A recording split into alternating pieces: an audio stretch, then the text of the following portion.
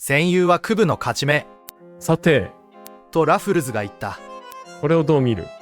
僕は返事をする前に、その広告をもう一度読み返した。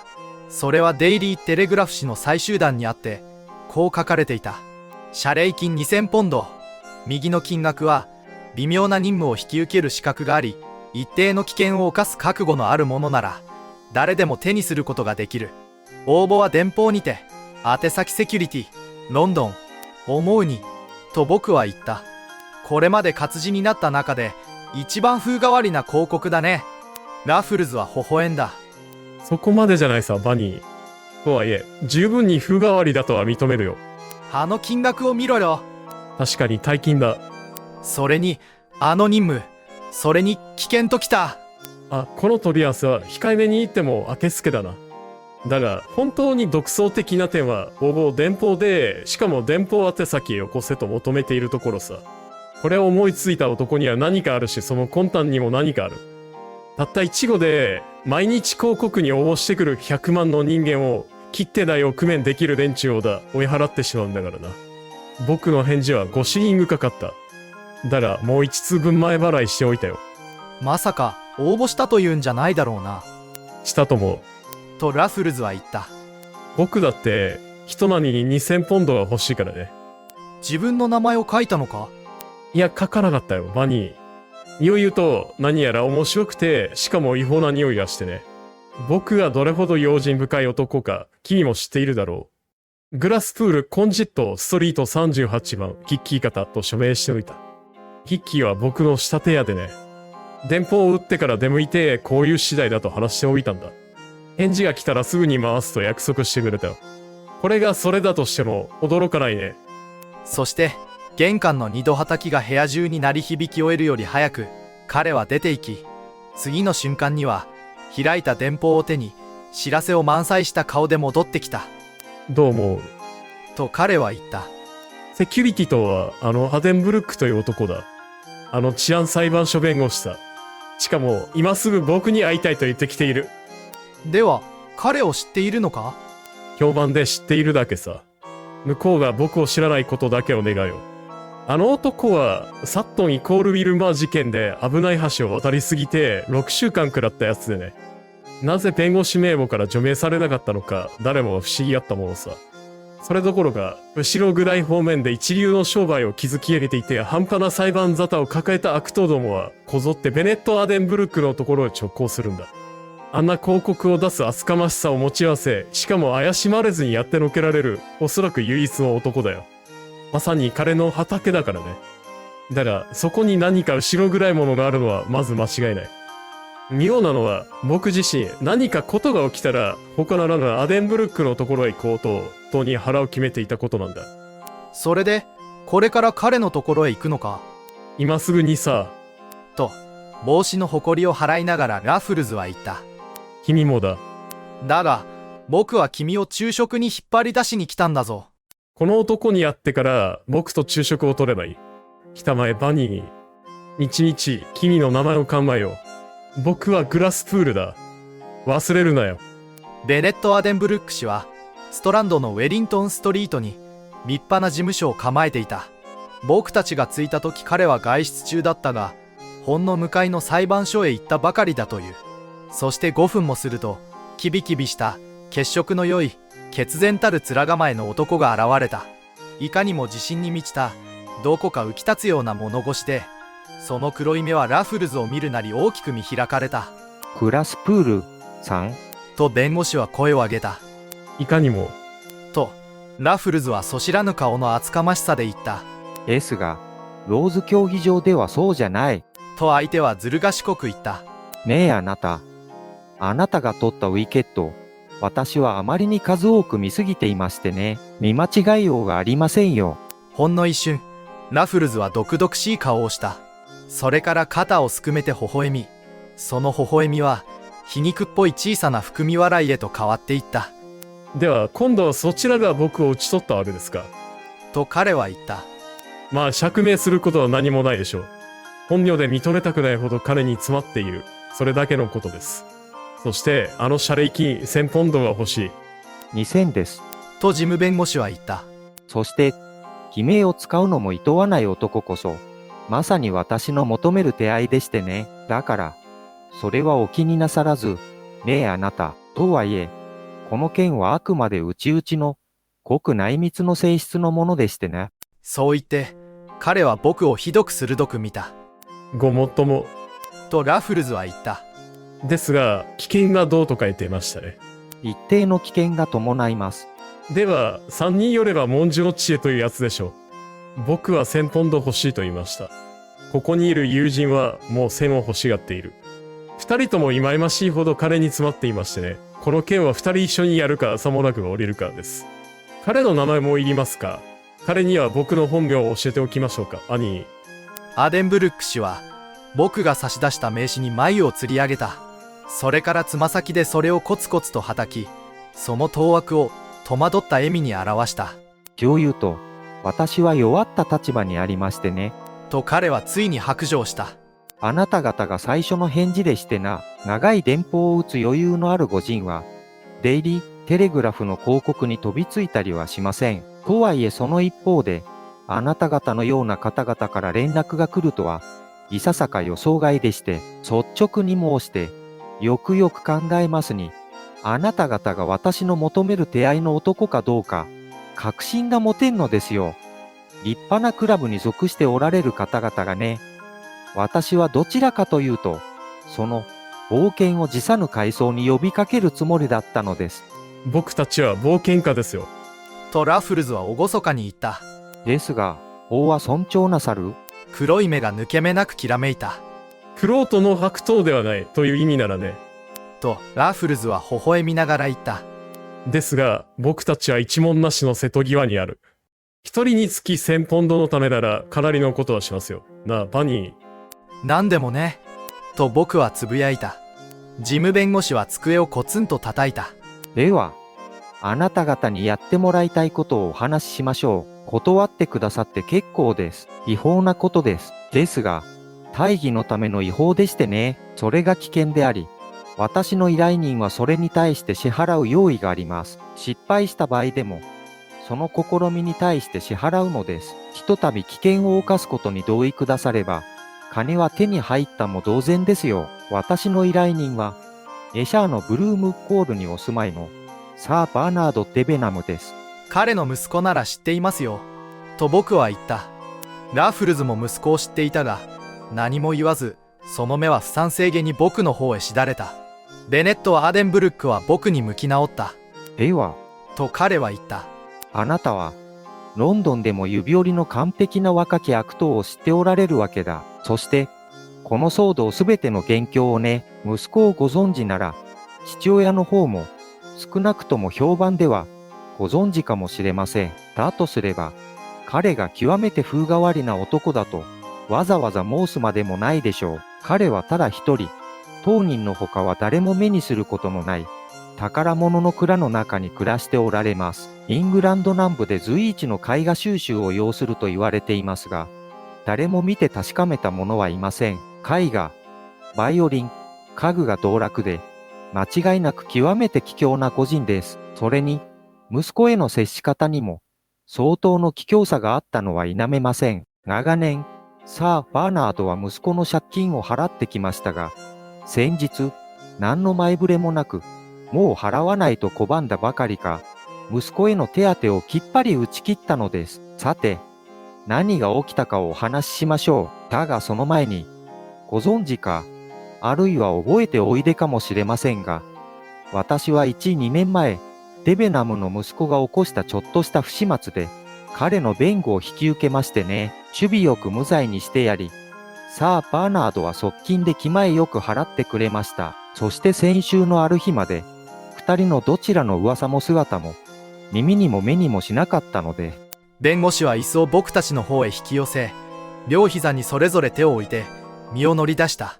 先週の火曜日、私はサー・バーナードから電報を受け取りました。すぐ来るようにと言ってみると、彼は車寄せで私を待っていました。一言も発さずに私を絵画陳列室へ導き、そこは鍵がかかって暗くされていましたが、ブラインドを引き上げ、ただ一つの空っぽの額縁を指さして立っていたのです。彼から一言を引き出すのに、随分長くかかりました。やがてついに、彼はこう告げました。あの額縁には、イングランドで、いや、世界で、最も希少にして高価な絵画の一つが収められていたと、本物のベラスケスです。これは私も裏を取りましたが、と弁護士は言った。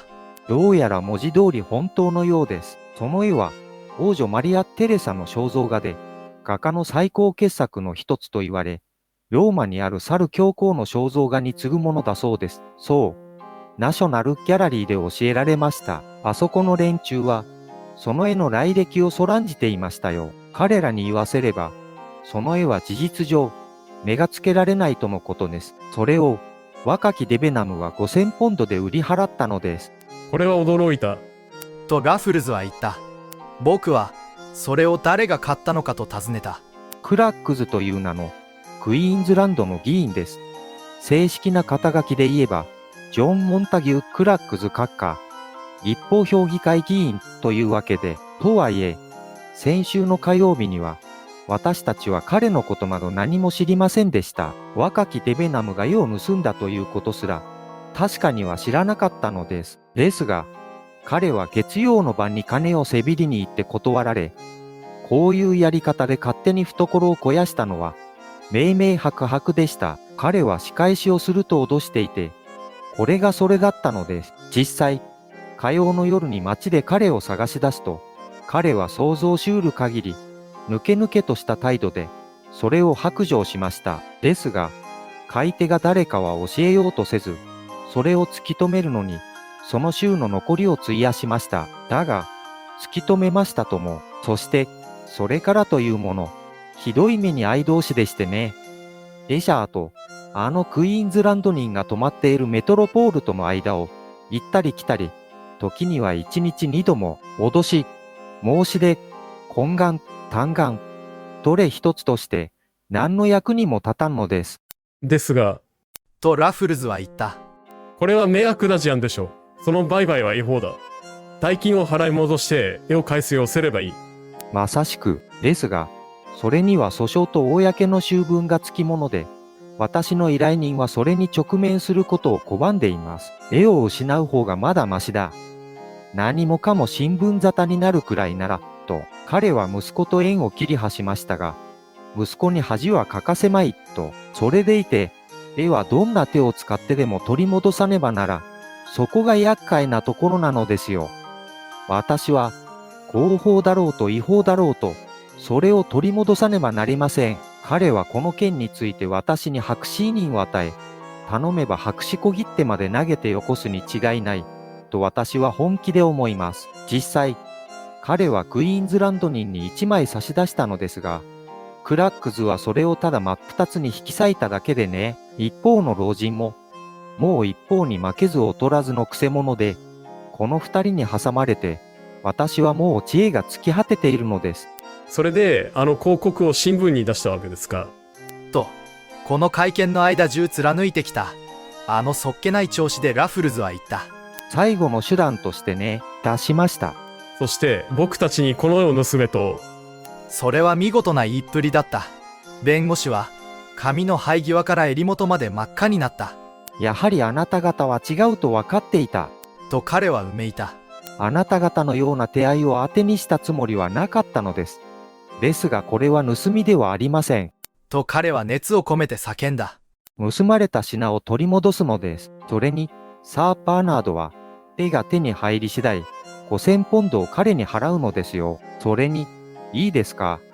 ロー・クラックズの方も、サー・バーナードに劣らず、これが表沙汰になるのを嫌がるはずです。いや、これは事業です。お望みなら冒険でもいい、ですが、盗みではありません。このことを言い出したのはあなた自身ですよ。とラフルズはつぶやいた。それに、危険もね、と僕は付け加えた。それには支払います。と彼はもう一度言った。ですが、足りませんね。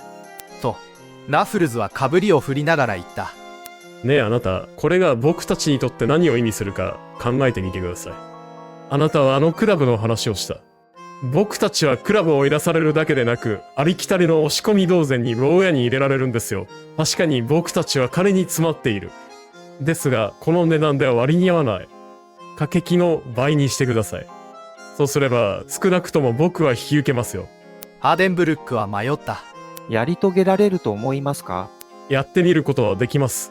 ですが、あなた方には何の、経験もですか。で、まるでね、それでも本当に4000ポンドのために危険を冒すと？ラフルズは僕を見た。僕はうなずいた。犯しますとも。と彼は言った。分の悪さなど、ものともしません。それは、依頼人に払ってくれと頼める額を超えています。と、アーデンブルックは断固たる態度になっていった。では、あなたが僕たちに期待して良い危険を超えていますね。本気ですか？神かけて、成功したら、3000でどうです？ 4000が僕たちの稲です。アデンブルックさ。では、失敗したら無一文というのが筋でしょうな。倍か、後破産か。とラフルズは叫んだ。いや、それは話せる。乗った。アーデンブルックは口を開きかけ、半ば腰を浮かしかけたが、また椅子に深く座り直し、長いこと抜け目なくラフルズを見つめた。ただの一度も僕の方は見なかった。あなたの等級は知っていますよ。と彼は思案げに言った。私は、1時間ほどの本物の休息が欲しくなると、いつもローズ競技場へ出向きましてね、あなたが投げるのを何度も何度も見ています。そう。申し分のないピッチでイングランド屈指のウィケットを取るのを、この前のジェントルメン対プレイヤーズも忘れていません。私はあの場にいたんです。あなたはあらゆる手口に、一つ残らず、通じておられる。どうも私には、もし誰かがこのローオーストラリア人を打ち取れるとしたら、畜生。あなたこそまさに、私の求める男だと思えてきましたよ。取引はカフェロワイヤルで成立した。ベネット・アデンブルックは贅を尽くした昼食の主人役をどうしても務めると言い張った。覚えているが、彼は重圧にさらされた男の神経質な放射でありったけのシャンパンを煽った。僕も同じだけ飲んで彼の体面を保つ手助けをしたのは間違いない。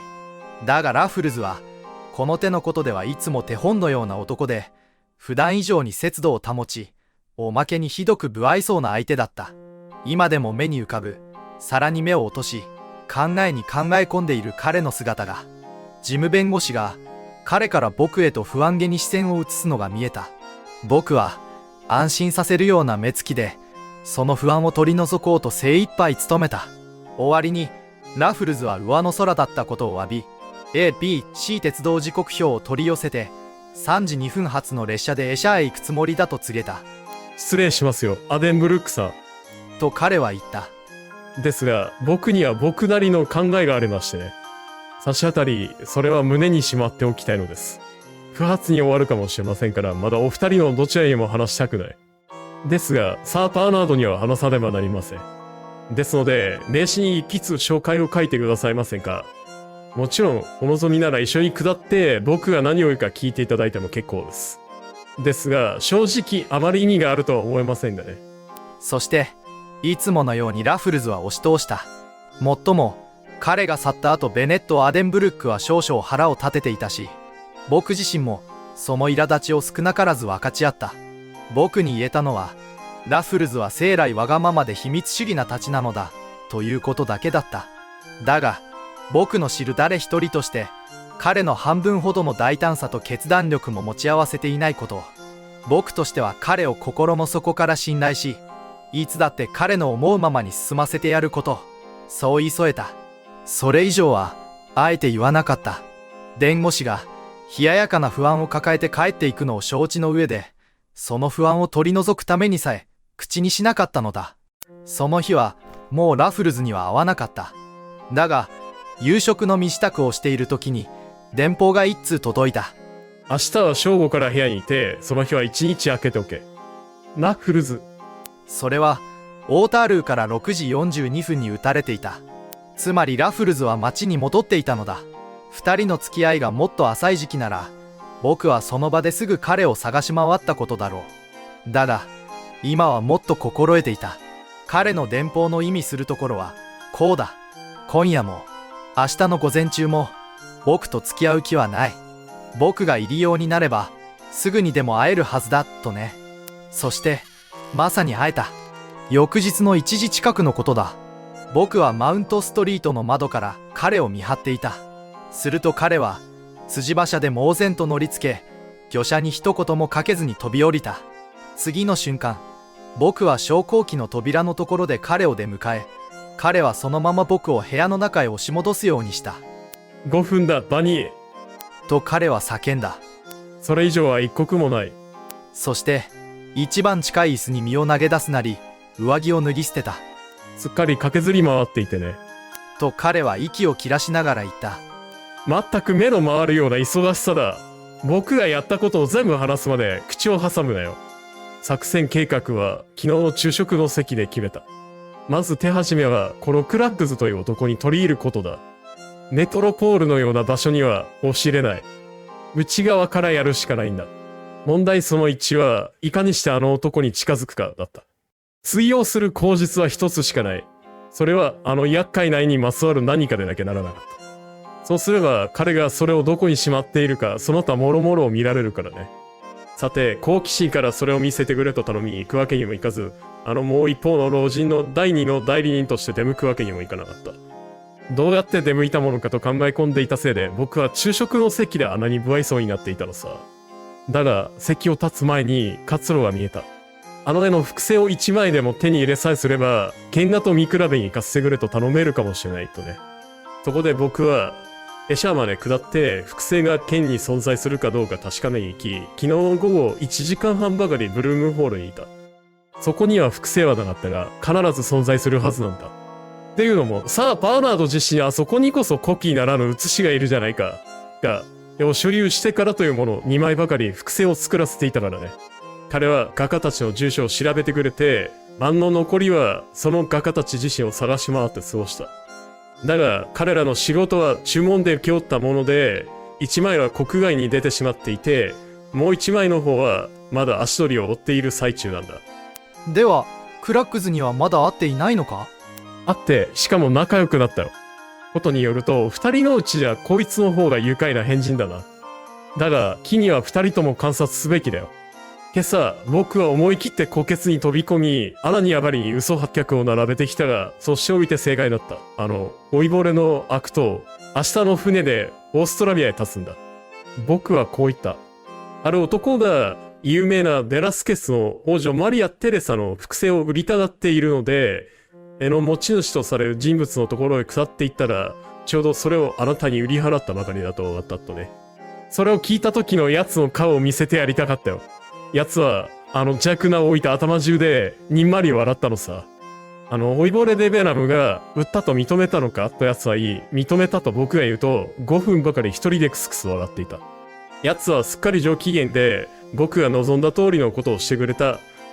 大した絵を見せてくれたんだ。幸い、全く大きな絵じゃないんだよね。それに、それをしまってある箱もね。それは鉄の地図入れで、奴がブリスベンの自分の土地の図面を持ち込むのに使ったものさ。まさかこいつに巨匠の名画が入っているとは誰も疑うまいというわけだ。だが奴はそれに新しい茶武者の錠をつけさせていてね。奴が絵に見とれている間に僕はうまくその鍵に興味を惹かれたふりをした。炉を手のひらに握り込んでおいたんだ。今日の午後には合鍵を作るつもりさ。ラフルズは時計に目をやり、君に1分多く与えすぎたと言いながら飛び上がった。ところで、と彼は付け加えた。君は今夜メトロポールで奴と夕食を取ることになっているからな。僕が？そうだ。そんな怯えた顔をするな。2人とも招かれている。君が僕と夕食を取るんだと言い合ってね。2人分引き受けておいた。だが僕は行かないよ。その澄んだ目が僕に注がれ、含むところといたずらっ気とで輝いていた。僕はその含むところを話してくれと懇願した。君は奴の資質の居間で夕食を取るんだ。とラフルズは言った。その部屋は奴の寝室と隣り合っている。できるだけ長く奴を席につかせて、その間ずっと喋らせ続けるんだぞ、バニー。